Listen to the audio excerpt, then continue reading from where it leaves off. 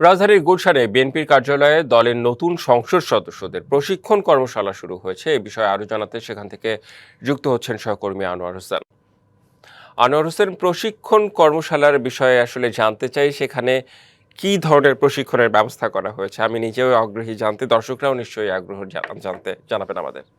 রেদওয়ান, নিশ্চয়ই আপনি জানেন যে এই 12 মার্চ অর্থাৎ ত্রয়োদশ সংসদের যে প্রথম অধিবেশন, সেই অধিবেশনের কিন্তু আহ্বান করা হয়েছে। সেই অধিবেশনের জন্য কিন্তু এখন একটু প্রস্তুতি, বিশেষ করে বিএনপি যে চেয়ারম্যানের যে কার্যালয় গুলশানে, সেখানেই মূলত বিএনপির যে এই যে নবনির্বাচিত এমপি যারা আছেন, বিশেষ করে এর মধ্যে তো মন্ত্রী প্রতিমন্ত্রী হয়েছেন, অর্থাৎ সবকিছুই কিন্তু সরকারের যে যাত্রা সেটি শুরু হয়েছে। মূলত আসলে এই ত্রয়োদশ সংসদের যে প্রথম অধিবেশন, এই অধিবেশনে এই সংসদ সদস্য থেকে শুরু করে মন্ত্রী প্রতিমন্ত্রী যারা আছেন তাদের আসলে প্রশিক্ষণ কর্মশালা। যদি আপনাকে একটু ছোট করেই যদি একটু আহ, বলি, সেই জায়গা থেকে বলতে হবে যে আসলে সংসদে কিছু সংসদীয় কার্যক্রম থাকে, সেখানে কিছু রেওয়াজ থাকে।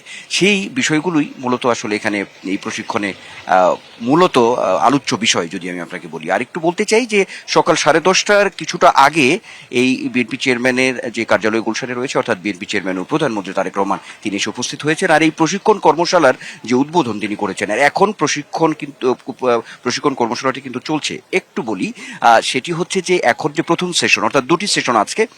আমি ভরসা রাখি হিরন স্মার্ট ওয়াটার পিউরিফায়ারে।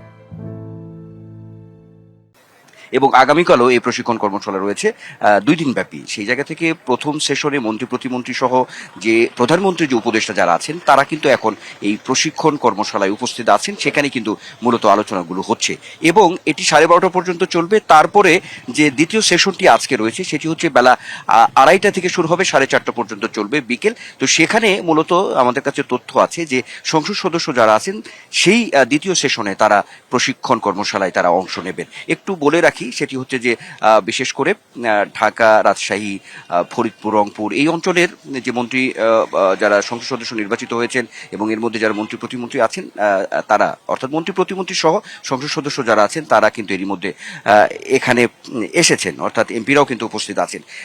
সব মিলিয়ে বলতে গেলে এখন আসলে যে মূল বিষয়টি, সেটি হচ্ছে যে সংসদীয় কার্যক্রম, সেই সঙ্গে মন্ত্রী প্রতিমন্ত্রীদেরও কিন্তু সংসদীয় রেওয়াজ থাকে।